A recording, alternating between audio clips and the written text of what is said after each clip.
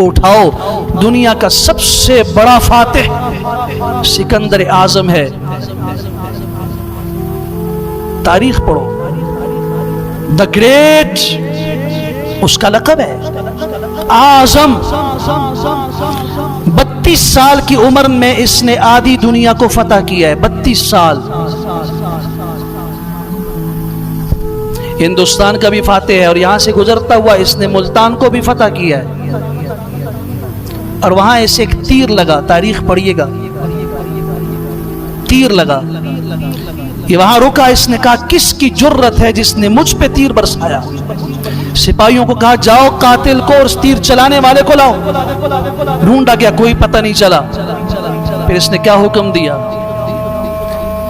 اس نے کہا اس شہر کے اندر، اس ملتان سے مجھ پہ تیر لگا ہے، جس کی آنکھ میں بھی چمک ہے وہ زندہ نہیں رہنا چاہیے۔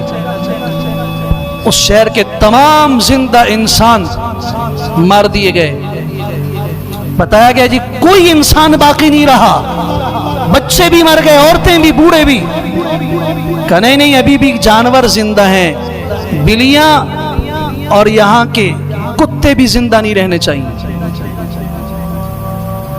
طاقت ہے نا، آج جوانی ہے، بادشاہت ہے، فوج ہے، کتے اور بلیاں تک مار دی گئیں۔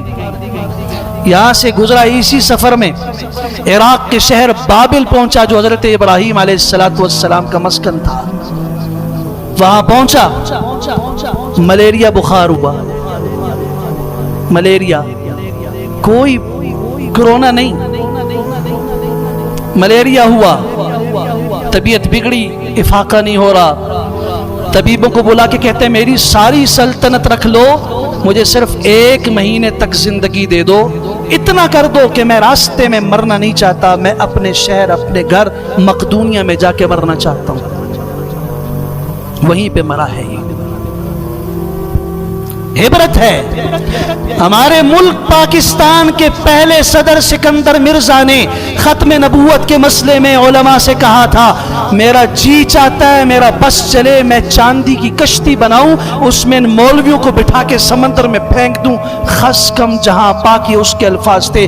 اس وقت کے ولی اللہ، آپ کے اس ہزارہ کے گاؤں بفا سے تعلق رکھنے والے ختم نبوت کے مجاہد مولانا غلام غوث ہزاروی رحمت اللہ تعالی علیہ، جن کی گھٹی مجھے ملنا نصیب ہوئی ہے الحمدللہ، انہوں نے فرمایا تھا سکندر مرزا مولوی قیامت کی صبح تک زندہ رہیں گے، جب تک محمد الرسول اللہ کا دین زندہ ہے، جب تک یہ شریعت اور قرآن زندہ ہے، مولوی رہے گا، البتہ تمہیں زمین قبر نہیں دے گی، یاد رکھنا۔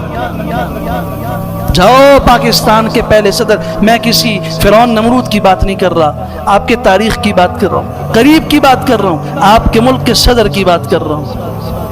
ختم نبوت کے معاملے میں غداری کرنے والا انگلینڈ میں گیا، یہاں سے ملک بدر کر دیا گیا، اور وہاں میں تفصیل میں نہیں جاتا، وہاں ویٹر کی زندگی گزاری،